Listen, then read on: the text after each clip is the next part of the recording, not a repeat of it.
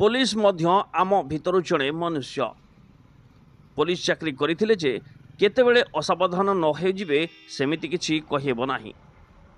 आमे एठी पुलिस रहस्य आद्य करूनाहु।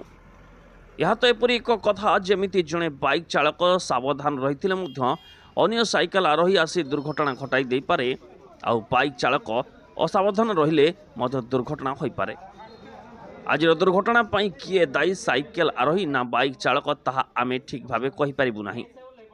आज अनुगुल सदर थाना अंतर्गत छेड़ियापड़ा ग्राम ठारे पुलिस बाइक धक्का जड़े छात्री गुरुतर हेबा सह 2 जण आहत होइछन्ति।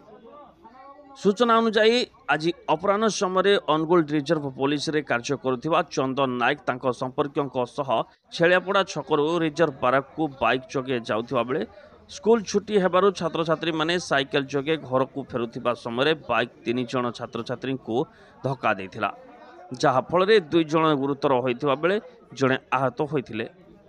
स्थानीयवासी संगे संगे 2 गुरुतर को जिला मुख्य चिकित्सालय रे भर्ती करथिले। गुरुतर मध्य जड़े छात्री रही बेले आउ जड़े छात्र अच्छा। आहत जनक निकटस्थ चिकित्सालय चिकित्सा हो घर को फेरी और गुरुतर छात्री अवस्था संकटापन्न होबारु कटक स्थानांतर करा जायछि।